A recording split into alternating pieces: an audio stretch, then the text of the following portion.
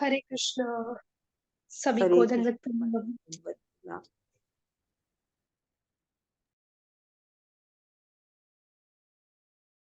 हरे कृष्णा, सभी को दंडवत प्रणाम। सत्र का शुभारंभ हम पहले से मंगलाचरण के साथ आरंभ करेंगे। ओम अज्ञानतिमिरान्धस्य ज्ञानांजनशलाकया चक्षुरुन्मिलितं येन तस्मै श्री गुरुवे नमः। नमः ओम विष्णुपादाय कृष्णप्रेष्ठाय भूतले श्रीमते भक्ति वेदांत स्वामिन्निति नामिने। नमस्ते सारस्वते देवे गौरवाणी प्रचारिणे निर्विशेष शून्यवादी पाश्चात्य देशतारिणे। जय श्री कृष्ण चैतन्य प्रभु नित्यानंद श्री अद्वैत गदाधर श्रीवासादि गौर भक्त वृंद। हरे कृष्ण कृष्ण कृष्ण हरे हरे, हरे राम राम राम हरे हरे। हरे कृष्ण कृष्ण कृष्ण हरे हरे, हरे राम राम राम हरे हरे। तप्त कांचन गौरांगी श्री राधे वृंदावनेश्वरी वृषभानुसुते देवी प्रणमामि हरिप्रिये। तो हमने 12 तक श्लोक कर लिए थे, आज हम करेंगे श्लोक नंबर 13 से। तो जो मेन है वो यहीं तक है। इति ममद्भुतं त्वं निशम्य भानुनन्दिनी करोतु सन्ततं जनं कृपाकटाक्षभाजनम्। भवेत् तदैव सञ्चित त्रिरूपकर्मनाशनम् लभेत तदा व्रजेन्द्र सुनु मंडल प्रवेशनम्। इसका अनुवाद इस तरह से है। श्री वृषभ भानु नंदनी, मेरी इस निर्मल स्तुति को सुनकर सदैव के लिए मुझ दास को अपनी दया दृष्टि से कृतार्थ करने की कृपा करो। केवल आपकी दया से ही मेरे प्रारब्ध कर्मों को, संचित कर्मों को और जो क्रियमाण कर्मों का ही नाश हो सकता है। आपकी कृपा से ही भगवान कृष्ण के नित्य शाश्वत दिव्य धाम की लीलाओं में सदा के लिए प्रवेश हो जाएगा। तो मेन श्लोका जो है वो हमारे यहीं तक है। उसके आगे भी हम करेंगे क्योंकि वो पूरा उसमें आ जाएगा। उसके आगे जो है उसमें महात्म्य के बारे में यानी कि महिमा के बारे में बताया है यहाँ से कि क्यों पढ़ना चाहिए, क्यों पढ़ते हैं, इसका क्या लाभ होगा। आलतू हम भक्तों को बेनिफिट जैसा तो कुछ नहीं चाहिए भगवान की भक्ति करने से, सिर्फ हम यही मांगते हैं भगवान की भक्ति। लेकिन फिर भी महिमा के बारे में थोड़ा श्रवण करेंगे तो हमें इंपॉर्टेंस अगर पता चलेगी तो फिर हम वो करेंगे भी। जैसे सुबह उठना ठीक है, लेकिन कई सोचते होंगे कि सुबह क्यों उठना है, हम क्यों उठेंगे सुबह। लेकिन जब उनको पता लगेगा कि सुबह उठेंगे, मॉर्निंग साधना करेंगे, हम जपा करेंगे, मंगल आरती करेंगे तो हम भगवत धाम जाने की टिकट हमको मिलेगी, तो फिर हम सुबह उठते हैं। तो उसी तरह से अगर हमें महिमा के बारे में पता लगेगा तो एटलीस्ट आपने यहाँ पे सुना है, श्रवण किया है, पढ़ा है, थोड़ा उच्चारण सीखा है, तो आप इसका पाठ भी नित्य रूप से कर सकेंगे। ठीक है जी। तो 13 जो है इसमें क्या बताया है, वृषभानु नंदिनी। तो जैसा कि हम पता है कि जो राधा माता का जो प्रणाम मंत्र ही है उसमें आता है ना, वृषभानुसुते देवी प्रणमामि हरि हरि प्रिय, कि जो वृषभानु की पुत्री है, राजा वृषभानु की जो पुत्री है, तो उसी के लिए यहाँ पर बताया जा रहा है आगे श्लोक संख्या 13 में कि वृषभ भानु नंदनी, मेरी इस निर्मल स्तुति को सुनकर सदैव के लिए मुझ दास को अपनी दया दृष्टि से कृतार्थ करने की कृपा करो। कि मतलब कि आशीर्वाद मांग रहे हैं, और किससे मांग रहे हैं, राजा वृषभ की पुत्री नंदनी, उनसे इस निर्मल स्तुति को सुनकर। निर्मल का मतलब क्या हुआ कि जिसमें किसी भी तरह की त्रुटि ना हो, कोई भी तरह का त्रुटि ना हो, या कोई भी तरह किसी भी तरह की गंदगी ना हो, कि ये क्या है, निर्मल स्तुति है। इसको सुनकर हमेशा के लिए मुझ दास पर अपनी दया दृष्टि बनाए रखने की कृपा करो। केवल आपकी दया से ही मेरे प्रारब्ध कर्मों का, संचित कर्मों का और क्रियमान कर्मों का नाश हो सकेगा।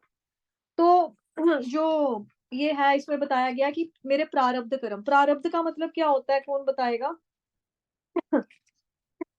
देखो पद्म पुराण में एक श्लोक आता है, अप्रारब्ध फलम पापम कूटम बीजम फलोन्मुखम क्रमेणैव प्रलीयेत विष्णु भक्ति रतात्मनः। तो इसका जो ट्रांसलेशन है इस तरह से है कि जो लोग भगवत भक्ति में रत रहते हैं ना, जो भगवान की भक्ति करते रहते हैं, तो उनके सारे कर्मों के जो पाप कर्म होते हैं, चाहे वो फलीभूत हो चुके हों या अभी नॉर्मल हो या फिर बीज रूप में हो, तो कर्म पूरी तरह से वो नष्ट हो जाते हैं। तो भक्ति को बेसिकली क्या बताया जाता है कि ये निर्मल बताया जा रहा है, क्योंकि इसमें किसी भी तरह की कोई कमी नहीं है। अगर माता हमें ब्लेस करेगी, आशीर्वाद देगी, तो क्या हो जाएगा, हम उनकी दया से, उनकी कृपा से हमारे पूर्व जन्मों के जो पाप कर्म है, संचित कर्म है, जो हमने इकट्ठे किए हैं, वो सारे के सारे नष्ट हो जाएंगे। प्रारब्ध, तो जो प्रारब्ध होता है वो क्या होता है? प्रारब्ध का मतलब पाप का रिजल्ट जो है, यानी कि प्रकट परिणाम जो निकल गया। मतलब आपने कोई गलती की, उसकी आपको फौरन भगवान जी ने सजा दे दी, तो दैट मीन्स कि आपका प्रारब्ध मतलब कि रिजल्ट आपको मिल गया, आपके पाप कर्म का जो फल था वो आपने देख लिया, मिल गया आपको। बच्चा बड़ा हुआ तो वो चोर बन गया, तो ये प्रारब्ध है। ठीक है, तो यही इसमें बताया जा रहा है। इसमें और डिटेल में हम पढ़ेंगे जब भक्ति सामने सिंधु की कक्षा होगी, तो आप उसमें मैं आपको और डिटेल में पढ़ाऊंगी। और ये है पिछले जन्मों का कर्म, पिछले कई जन्मों के कर्म के साथ भी आता है, इस जन्म के कर्मों का भी आता है। और जो हम इस जन्म में जो चीजें हम कर रहे हैं, जो आने वाले कर्म हमारे अगले जन्मों के लिए बनेंगे, उसको भी कृपा से क्या होगा, खत्म हो जाएगा। प्रारब्ध जो होंगे उनका नाश हो जाएगा, प्रारब्ध कर्मों का नाश हो सकेगा। तो आपकी कृपा से ही भगवान कृष्ण के नित्य शाश्वत दिव्य धाम की लीलाओं में हम सदा के लिए प्रवेश कर सकेंगे। तो इसका उच्चारण अगर आप लोग करना चाहते हो तो मैं करवा देती हूँ, तो करना चाहते हैं तो बताइए। ओके, करना है, ओके कर लो। इतीममद्भुतं स्वं निशम्य भानुनन्दिनी, गाओ। इतीममद्भुतं स्वं निष्म्य भानुनन्दिनी करोतु सन्ततं जनं कृपाकटाक्ष भाजनम्। करोतु संततं जनं कृपा कटाक्षभाजनम्। भवेत् दैव सञ्चित त्रिरूपकर्मनाशनम्। भवेत्तदैव संचिता त्रिरूपकरनाशनम्। लभेत्तदा ब्रजेन्द्रसूनु मण्डलप्रवेशणम्। लभेत्तदा ब्रजेन्द्रसूनुमण्डलप्रवेशनम्। बहुत बढ़िया, ठीक है। ठीक है, तो जैसा कि यहाँ पे बताया जा रहा है कि नित्य लीलाओं में सदा के लिए प्रवेश हो जाएगा, तो नित्य लीला में क्या होता है, मेन मेन तो ये दो हैं जो हम स्क्रीन पे देख पा रहे हैं। ठीक है, तो इस तरह का इन्वायरमेंट जो है वो रहता है, जैसा हमें शास्त्रों से पढ़ने को मिलता है, देखने को मिलता है, ये चित्र हम देखते हैं शास्त्रों में। तो ऐसा ही वृंदावन धाम में भगवान की जो नित्य लीला होती है, उसमें दो मेन जो रोल अदा करते हैं वो यही दो हैं, हमारे परम पिता और परम माता जो हैं। ठीक, 14th श्लोक आपके सामने है। राकायां च सीताष्टम्यां दशम्यां च विशुद्धदिः एकादश्यां त्रयोदश्यां यः पठे साधका सुधिः। तो इसमें बताया गया है, यहाँ से जैसा कि मैंने बताया था कि 13 श्लोकास तक जो है वो आपको नित्य पाठ करना है। इसके आगे बताया जा रहा है कि इसको पढ़ने से क्या होता है। ठीक, तो यहाँ पे क्या बताया जा रहा है, यदि कोई साधक पूर्णिमा, शुक्ल पक्ष की अष्टमी, दशमी, एकादशी और त्रयोदशी के रूप में जाने वाले चंद्र दिवसों पर स्थिर मन से इस स्तवन का पाठ कर ले, तो क्या होता है जी, आगे पढ़ते हैं। अगले श्लोक में क्या है, यम यम कामयते कामम तम तम आपनोति साधकः राधा कृपा कटाक्षेण भक्ति ही स्यात् प्रेम लक्षणा। तो उसको क्या होगा, तो उसकी प्रत्येक मनोकामना अवश्य पूरी होगी, और श्री राधा की सबसे दयालु पाशर्व दृष्टि से उस व्यक्ति को भक्ति सेवा प्राप्त होगी, जिसमें शुद्ध परमानंद यानी कि प्रेम का एक बहुत ही विशेष गुण है। तो ये पढ़ने से हमें क्या लाभ मिलेगा, पढ़ना कब कब है, मतलब कि वैसे तो जो कई भक्त होते हैं वो तो रोज ही पाठ करते हैं, लेकिन फिर भी खास तौर के ऊपर यहाँ पे तिथियां बताई जा रही है कि अगर आप डेली बेसिस पे पाठ नहीं कर सकते हैं तो आप कम से कम इन दिनों पे कीजिए। कब कीजिए, पूर्णिमा, शुक्ल पक्ष की अष्टमी के दिन, दशमी के दिन, एकादशी जो कल है। ठीक है, आज क्या है, आज दशमी, दशमी है, कल एकादशी है, एकादशी के बाद आएगा द्वादशी, द्वादशी के बाद आएगा त्रयोदशी। उस दिन के रूप में जाने वाले चंद्र दिवसों पर स्थिर मन से अगर कोई भक्त इसका पाठ कर लेता है तो उसकी हर एक मनोकामना अवश्य पूरी होगी। वैसे तो हमें बताया जाता है ना उसमें, ना धनम ना जन्म, मतलब हमारी कोई है ही नहीं ऐसी। हमको क्या चाहिए, अगर मतलब कुछ भी है तो हम भगवान की भक्ति ही करते रहे, हमें यही चाहिए। लेकिन फिर भी अगर कोई भक्त जो है भगवान, अगर अगर देखो बच्चा अगर मम्मी पापा से नहीं मांगेगा तो किससे मांगेगा। तो अगर इन केस अगर कोई जो है वो लेकर भी आता है, कोई अपनी ऐसी मनोकामना लेकर आता है मन में, फरियाद है उसकी कोई, तो वो भी जरूर पूरी होती है। और जो राधा माता है उनकी जो दयालु दृष्टि है, उस से क्या होगा, उस भक्त को क्या मिलेगा, भक्ति सेवा प्राप्त होगी, जिसमें शुद्ध प्रेम का एक बहुत ही विशेष गुण है। तो नो डाउट कि जैसे जो प्रहलाद महाराज थे, उन्होंने भी जो भक्ति करनी जब शुरू की थी, तो उन्होंने एक भौतिक लाभ के लिए करना स्टार्ट किया था ना, कि भाई मेरे को भी राजा बनना है, मेरे को अपने खानदान से सबसे ऊंचा राजा बनना है, जब उनको उनकी पिता की गोद से उनकी सौतेली मदर ने उठाया था। तो ऐसे तो वो भी सोच कर यही गए थे, लेकिन जब उनको भगवान के दर्शन होते हैं तो कहते हैं कि अगर आपके दर्शन मेरे को हो गए हैं तो मैं कांच के टुकड़ों का क्या करूंगा, मुझे नहीं चाहिए, मुझे सिर्फ भक्ति चाहिए। तो नो डाउट कि अगर आप अभी कोई नया नया भक्ति में है तो उसकी कोई मनोकामना है तो वो तो अवश्य पूरी होगी। लेकिन अगर आप इस तरह से पाठ करते रहेंगे तो आपको शुद्ध भक्ति भी एक दिन मिल जाएगी, शुद्ध प्रेमानंद भक्ति मिलेगी। ठीक है, जिसमें प्रेम जो है ये मेन चीज है, ये बहुत ही खास गुण है उसका। ठीक, तो इस श्लोक का पाठ करना चाहते हैं तो मेरे पीछे दोहराइए। राकायाम च सीताष्टम्याम राकायां च राकायां च सीताश्रयां सीतायां दशम्याम च विशुद्धधिः दशम्यां दशम्यां च विशुद्धिः एकादश्यां त्रयोदश्यां एकादश्यां त्रयोदश्यां त्रयोदश्यां य पठे साधका सुधिः। यः यः पठेत् पठेत् साधकः साधकः सुधीः। बहुत बढ़िया। यम यम काम्यते कामम यं यं यं यं कामयते कामयते कामं कामं तं तमाप्नोति साधकः। तं तं तमाप्नोति तमाप्नोति साधकाः। साधकः। राधा कृपा कटाक्षेण राधा राधा कृपा कृपा कटाक्षेण कटाक्षेण भक्ति स्यात् प्रेम लक्षणा। भक्ति भक्ति स्यात् प्रेमलक्षणा। प्रेमलक्षणा। बहुत धन्यवाद आप सभी भक्तजनों का। प्लीज अपने आप को म्यूट कर लीजिए। अगला श्लोक देखते हैं।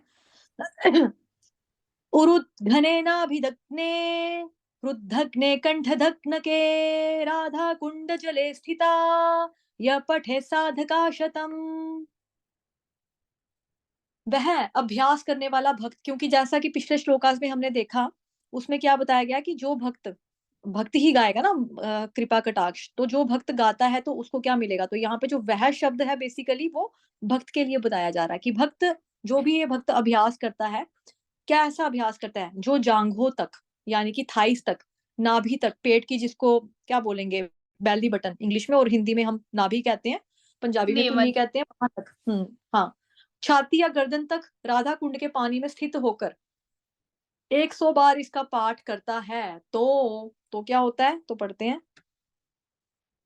तस्य सर्वार्थ सिद्धिः स्यात् वाक् सामर्थ्यं तथा लभेत् ऐश्वर्य च लभेत् साक्षात् दृशा पश्यति राधिकाम्।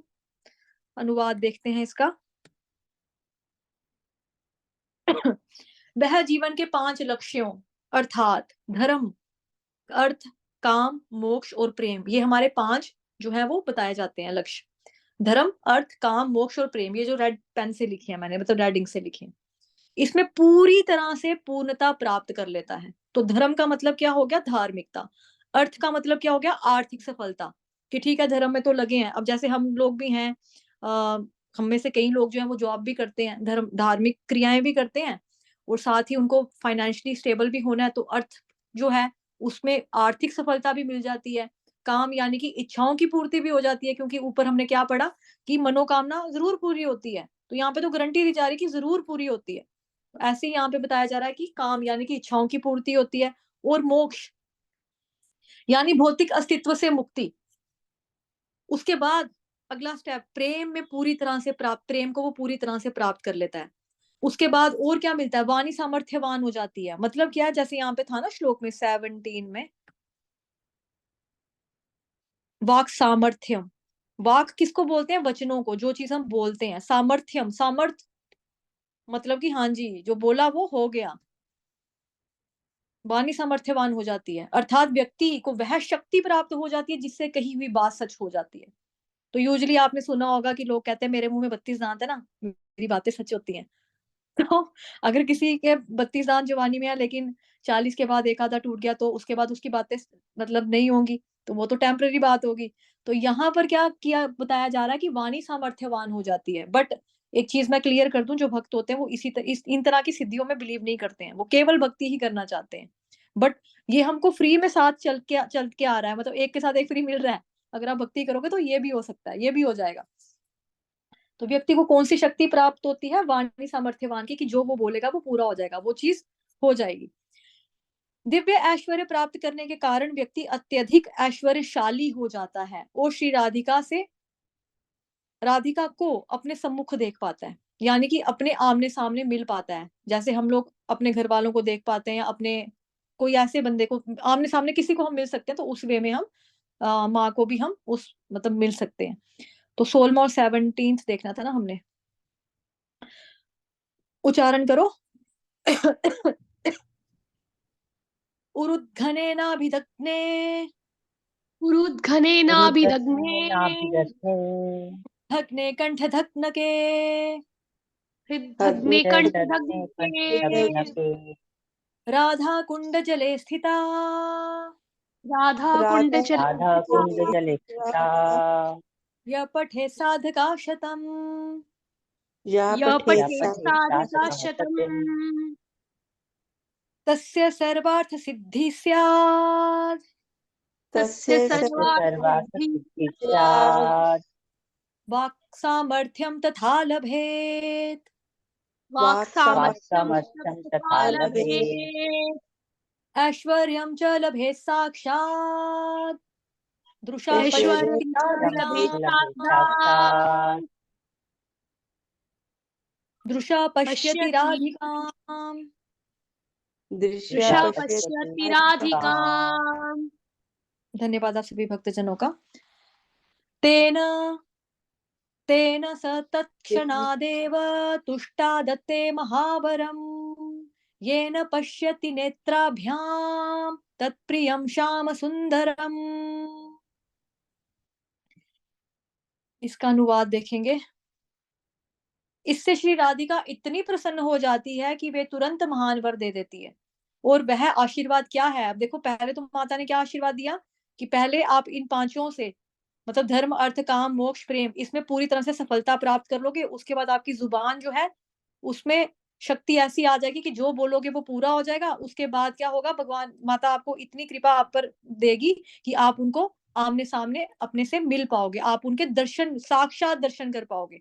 ठीक है जी। उसके बाद ये पूरा करने के बाद क्या होता है कि ऐसा वर दे देती है तुरंत, महान वर, महान वर, बहुत बड़ा वर दे देती है। वो वर कौन सा है जी? वो वर है अपने प्यारे श्याम सुंदर को देखने का सौभाग्य प्राप्त कर पाना। ठीक है, अपने प्रिय श्याम सुंदर के दीदार कर पाना, उनका दर्शन कर पाना, वो भी साक्षात ही होगा। ठीक है जी। 19वां श्लोक। नित्य लीला प्रवेशम च ददाति श्री ब्रजदाधिपः अतः परतरम प्रार्थ्यम वैष्णवस्य न विद्यते। वृंदावन के अधिपति यानी कि स्वामी उस भक्त को अपनी शाश्वत लीलाओं में प्रवेश दें। वैष्णव जन इससे आगे किसी चीज की लालसा नहीं रखते। तो जैसा हमने ऊपर बताया था कि जो भक्त होगा भगवान का वो किसी भी चीज की कामना नहीं रखेगा, इसके अलावा इससे ज्यादा ऊपर तो कुछ भी नहीं है। अभी यूजुअली क्या होता है कि जैसे हम लोग होते हैं ना, जैसे जनता जो होती है, उनको पूछो क्या चाहिए तो कोई बोलेगा फ्रिज चाहिए, टीवी चाहिए, कार चाहिए, BMW चाहिए, बिल्डिंग में घर चाहिए, फ्लैट चाहिए, और क्या चाहिए, मतलब बड़ी बड़ी चीजें मांगेगा, धीरे धीरे धीरे धीरे ऐसे बड़ी बड़ी चीजें मांगेगा। और जो भक्तों का गोल होता है ना, अगर आप उनको बोलो आप ना ये रहने दो, आप ब्रह्मलोक तक चले जाओ, कहेंगे ना ब्रह्मलोक में जाकर क्या करना है, वापस नीचे ही आना है। अगर आप उनको बोलो चलो आप उससे ऊपर मतलब कि साकेत धाम में चले जाओ, उससे थोड़ा सा उधर चले जाओ, क्या बोलते हैं महेश धाम में चले जाओ, वो कहेंगे नहीं नहीं उधर नहीं जाना। तो उनका जो भक्त होते हैं ना, सबसे ज्यादा गोल वाले वही होते हैं। तो उनका गोल क्या है एक्चुअली, उनका गोल यही है, जहाँ पे भगवान अपनी शाश्वत लीलाएं कर रहे हैं, वहां पे एक बारी गोलोक वृंदावन में एक बारी एंट्री हो जाए बस। तो वही चाहिए हमको, उससे आगे हम किसी भी चीज की लालसा नहीं रखते हैं। बट नो डाउट, ये अंदर से ये ख्वाहिश रखना, बट उसके लिए मेहनत ना करना, तो वो तो नहीं हो सकता ना पॉसिबल। भौतिक जगत में भी अगर हम देखें, अगर किसी बच्चे को डॉक्टर बनना है तो उसको पढ़ाई तो करनी पड़ेगी। अगर वो सोचेगा मैं डॉक्टर बनना चाहता हूँ, मैं डॉक्टर बनना चाहता हूँ, रखेगा वो आर्ट्स, तो वो डॉक्टर कहाँ से बनेगा। तो अगर आपका गोल ये है गोलोक वृंदावन धाम में जाना, तो उसके लिए आपको भक्ति करती रहनी चाहिए, करती रहनी चाहिए। नियमित रूप से माला का जप करना चाहिए, मॉर्निंग रिचुअल्स जो हमारे होते हैं, जो मॉर्निंग साधना बताई गई है प्रभुपाद जी के द्वारा, वो करनी चाहिए। ठीक है, सेवाएं करनी चाहिए भगवान की, वैष्णवों की सेवा करनी चाहिए। उसके थ्रू ही आप धीरे धीरे भक्ति में आगे बढ़ते हो और आप यहाँ तक जा सकते हो। ठीक, तो यहाँ हो गया है हमारा, और ये हमारा खत्म हो गया है। ठीक है, उच्चारण 18वां 18 और 19 दोनों को करेंगे। तेन स तत्क्षणादेव तुष्टादते महावरम। गाइए। तेन तेन स तत्क्षणादेव तुष्टादत्ते महावरम् येन पश्यति नेत्राभ्यां तत्प्रियं श्याम सुंदरम। येन येन पश्यति नेत्राभ्याम् तत्प्रियं श्याम सुन्दरम्। सुन्दरम्।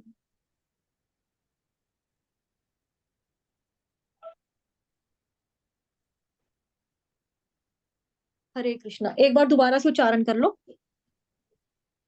आप लोग ही ते- गाइए। तेन तेन स स तत्क्षणादेव तत्क्षणादेव तुष्टादत्ते महावरम् येन पश्यति येन पश्यति नेत्राभ्याम् नेत्राभ्याम् तत्प्रियं श्याम तत्प्रियं श्याम सुन्दरम्। सुन्दरम्। बहुत बढ़िया। श्लोक संख्या 19 को देखेंगे। नित्य लीला प्रवेशम च ददाति श्री व्रजाधिपः अतः परतरं प्रार्थ्यं वैष्णवस्य न विद्यते। गाइए। नित्य लीला प्रवेशं च ददाति ददाति श्रीव्रजाधिपः श्रीव्रजाधिपः अतः अतः परतरं प्रार्थ्यं परतरं प्रार्थ्यं वैष्णवस्य न वैष्णवस्य न विद्यते। विद्यते। ठीक है जी, तो यहाँ पे हमारा ये खत्म होता है। इति खत्म हो गया हमारा राधा कृपा कटाक्ष स्तोत्र संपूर्णम, खत्म हो जाता है यहाँ पे हमारा। ठीक है, तो आपने ये धन्यवाद देना चाहूंगी मैं विनीता माता जी का बहुत बहुत, कि उन्होंने आपकी क्लासेस जो थी थोड़ा इनिशिएटिव लिया और कंडक्ट की आपकी क्लासेस, आपको ये पूरा सिखा दिया। धन्यवाद। सभी विनीता माता जी के लिए हरि बोल करेंगे। प्लीज अनम्यूट कर लो अपने आप को। मंजू माता जी, निवेदिता माता जी, सभी अनम्यूट करके एक साथ हरि बोल करेंगे। विनीता माता हरि बोल। हरि बोल। और फिर हरि माता जी को भी थैंक यू बोलेंगे, क्योंकि माता जी ने ही मुझे ये क्लासेस लेने की सेवा दी है। और दूसरी बात ये है कि जो सारी पीडीएफ बनाई है, इतनी सुंदर सी, कलरफुल सी, इतनी क्रिएटिव तरीके से, और इतनी सुंदर सुंदर प्यारी प्यारी पिक्चर्स लगा के, मतलब हर एक श्लोक से रिलेटेड पिक्चर्स लगाई है माता जी ने, चाहे वो नुपुर से रिलेटेड हो, कमरबंद से रिलेटेड हो, श्रीमती राधा रानी की आंखों से, चरणों से रिलेटेड हो। तो माता जी के लिए भी एक बार प्लीज हरि बोल। हरि बोल। हरि हरि बोल। बोल। धन्यवाद माता जी, आपका बहुत बहुत।